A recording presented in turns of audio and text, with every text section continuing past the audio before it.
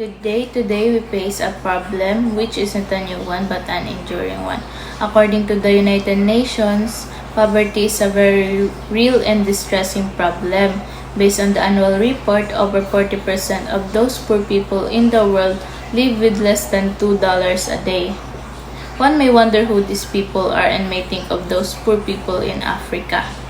You may think pity of them, but you will be left puzzled on what you can do to help them. But what if we are a great deal closer to poverty, to our home, than you thought possible?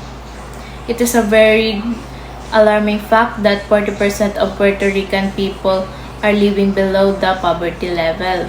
It is very shocking that in our so-called modern society, there are hundreds of families living with less than $10,000 a year. Our beautiful islands has poverty levels greater than those poorest state of the nation, Mississippi. When we face this reality, it is clear that we are in a great challenge. We Puerto Ricans are not those people who will cringe away from our difficulties. We are determined, we are hardworking, and we are caring. We will eliminate the poverty from our country. In these times, we must unite and put our petty problems and differences aside. We must raise our voices in unison and demand change. Demand change for the institutions who are not working as they're supposed to. Change for the government who are not making decisions or right choices to help transforming our society. But most importantly, we must change our attitudes. Eliminating poverty is a too big problem for just the minority of us to be troubled with.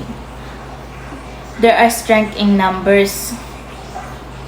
We must all work together to make the change we need a reality.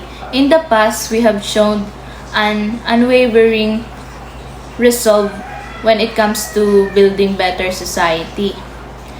Our Jibaros work hard in the country and move into the city for the better tomorrow.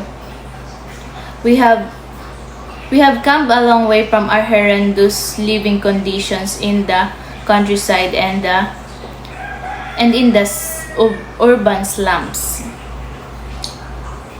In the urban slums. Now, we must all help to build a better future where there is equality, liberty for all Puerto Ricans.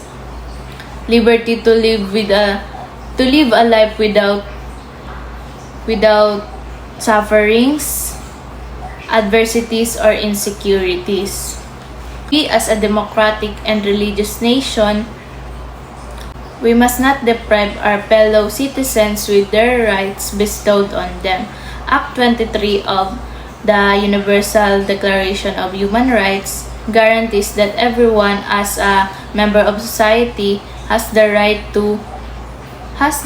to social security and is entitled to realization through national effort and international cooperation, and in coordinates with the organization and resources of the state, of the economic, social and cultural rights indispensable to his dignity and his free development of his personality. In accordance to this declaration, we must do everything in our power to eradicate poverty. The eradication of poverty is a first step to eradicating social problems and violences. We must not look at poverty as an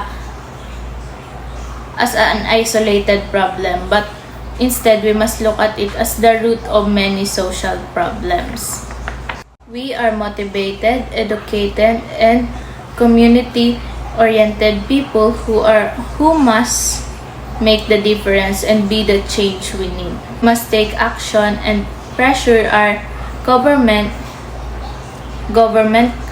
corporations, and everyone who can be our ally in this fight against poverty. When an economic structure or model of development isn't working, it is our duty to demand for change.